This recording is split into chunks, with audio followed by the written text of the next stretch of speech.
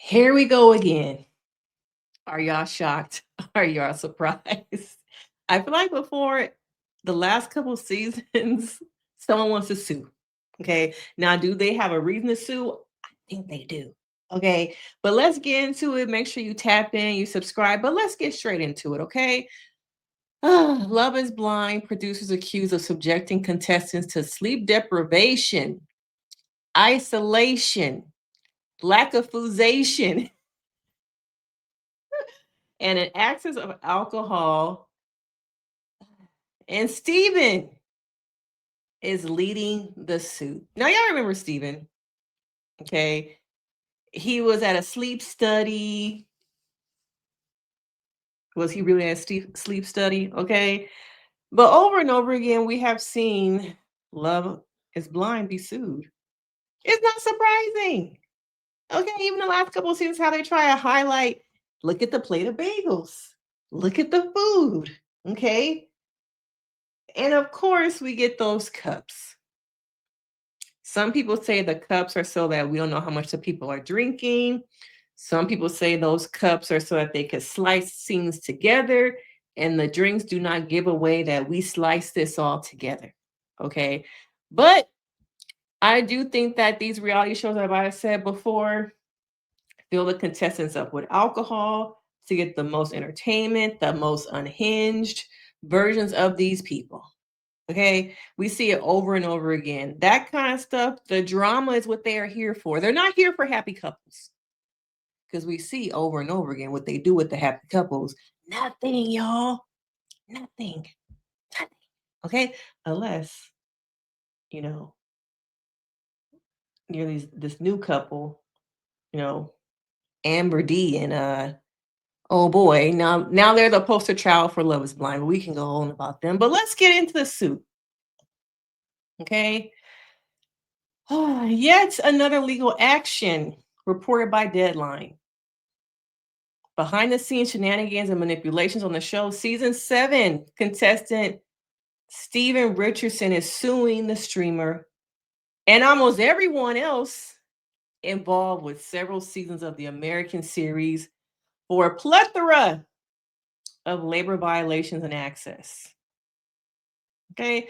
Now, do we separate the behaviors that he was engaged in and still say, well, even though he wasn't the best fiance, boyfriend, maybe he was still treated poorly? Maybe he feels like the show kind of made him look bad. So it's a get back. All right. So it goes on to say, in fact, Richardson, who was exposed, okay, as less faithful to the short-term fiance Monica Davis, who, if y'all didn't know, she's actually trying to have a baby, I believe, and I think she's had an IVF transfer that did not go well. So she's moved on, and now she's trying to have a baby. But back to Steven.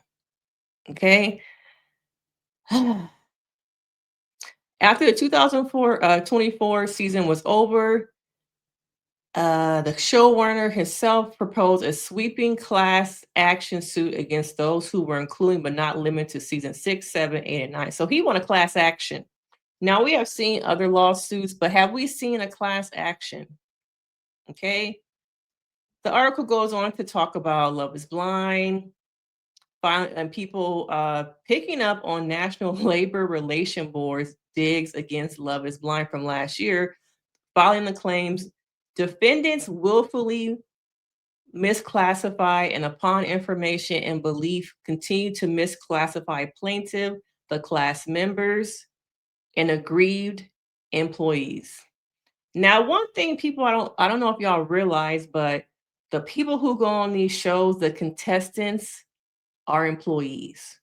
They are 1099s, which makes you a type of employee for Love is Blind, which is a contracted worker. I believe on most of these shows, they are getting a day rate. So that's why you see some of these people kind of try and stay on longer and longer, not just because they want the fame, the influencer deals, but each day they stay, they don't get some coin. They get some coin.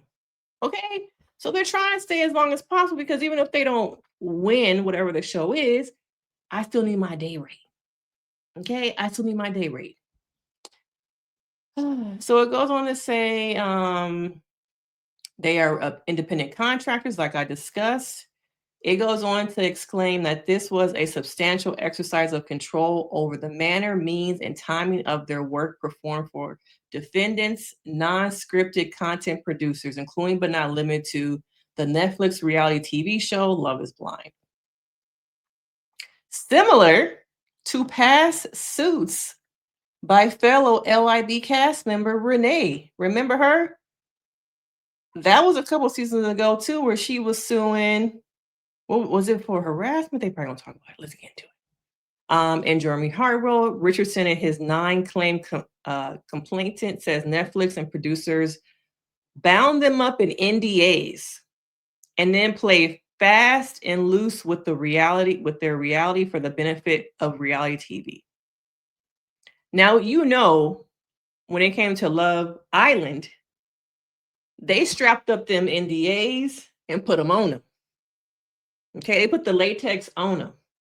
All right. We know everybody who's at that Love Island reunion, Love is Blind, Love Island, the Love Island reunion, they locked up in NDAs until next summer. Okay. But when you go on some of these shows, as much of your life you are giving and showing, I think there are parts of your life that you lose because you agree to go on this show. The person you were before you went on there, fell in love, got married, didn't get married.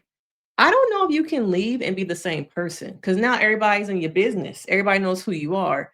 And some people try and get the 15 minutes of fame, 20 minutes of fame, while other people want to go back to their regular lives and sometimes cannot do so. And we see over and over again that NDAs shackle people. You saw that with Diddy. Okay. You're seeing this with the reality TV stars, these non-disclosure agreements. When you step on this set, you can't say shit. When you leave this set, you can't say shit. Okay. You are bound by us. Okay. Your mouth is zipped. You can't say nothing. And is that really right to hold them shackled by NDAs over and over again? They have no power over their narrative, how they are seen, how they are edited. And some people might say, well, you agreed to go on this show. You know what you was getting into. All right. But I don't like how networks at times seem to own the voices of those they employ, these contracted workers. This is a job. You sign an NDA. There are contracts.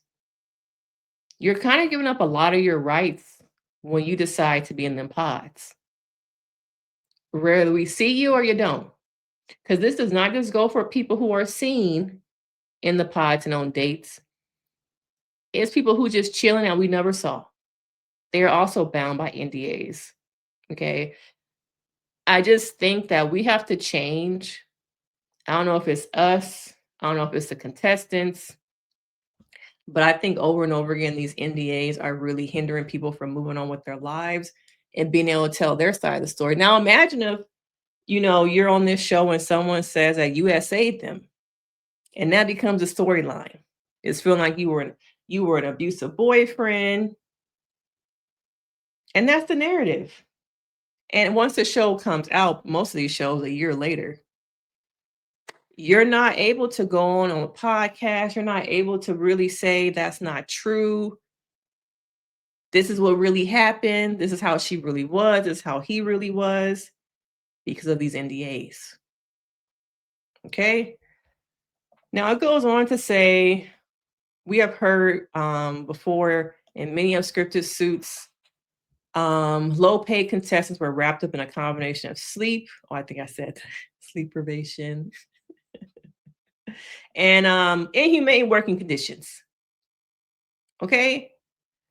Defendants exercise substantial control over every aspect of the cast's lives during production, during the cast time, access to food, drinks, sleeping arrangements, and contact with family and friends and other persons outside of production. Defendants did not allow the cast to move or act like their own free will on their own free will while the production was taking place. Now, people do have choices. You read the contract. You've seen the show. We almost season 9 at this point. Okay. You can't be new to this, all right? You gotta know what you're getting yourself into. Is it worth possible fame, money, a happily ever after? If for, I want to say 6, 8 weeks you're controlled, but in reality, even after the show is over, you're still controlled. So I wonder if it's really worth it. When you see those all that stuff in writing, do you still want to go on with this? Okay, do you still move forward?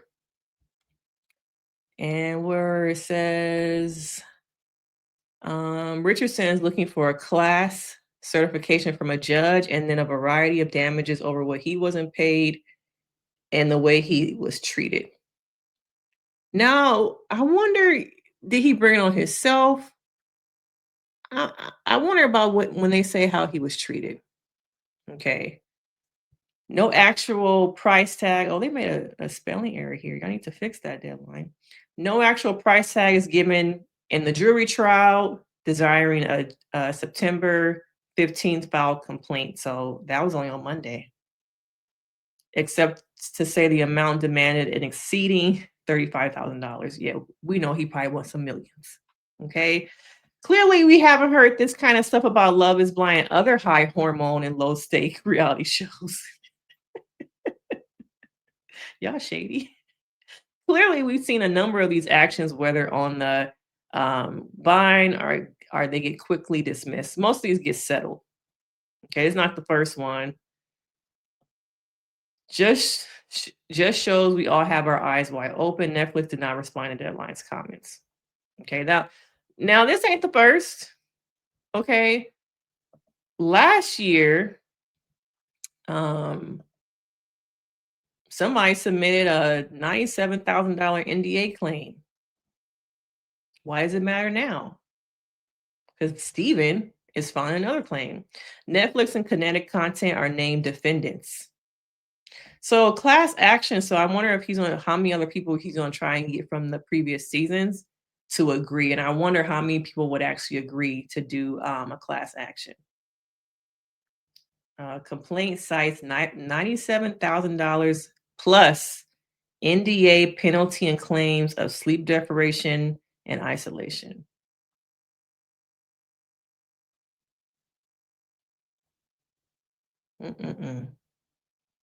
Attorneys called the suit an escalation.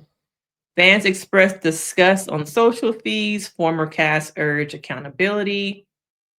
Renee's comments are coming back to surface. One former contestant told reporters the production controlled phones, meals, and sleep schedules. Public reaction mixed sympathy, skepticism, and industry lawyers flag class action as a high bar.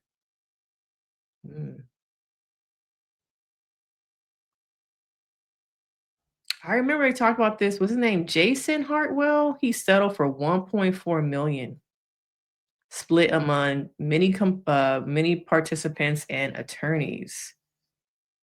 But this time they're doing that NDA penalty. Let's look at this right here. Let me see if I can make this bigger, me a little bit smaller for a little bit. Oh, y'all can see the numbers. So NDA penalty, prior settlements, minimum claim. He about to get some money. He gonna get something. Most of the time, these things, people settle for a little bit of something, okay, to make it go away, especially when a new season is supposed to start October 1st, which I will be discussing and recapping. So make sure you hit that like, you subscribe, hype this video, okay? Stick around. But yeah, I think that this is not the last lawsuit. I think contestants need to start maybe becoming more, I don't want to say brave, but recognizing they have rights. Recognizing, is it really worth going on this show and the things that you really lose? Okay. But here we go again, y'all. Another lawsuit.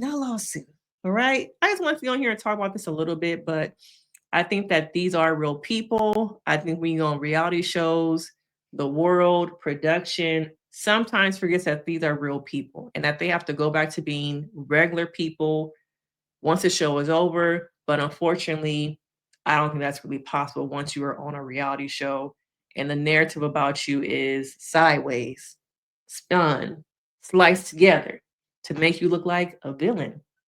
Okay. But let me know your thoughts. How you heard about the lawsuit? Hit that like, subscribe. And of course, I'm going to see y'all all season long. All right. I'm Denise Brady, and I will see you next time. Bye.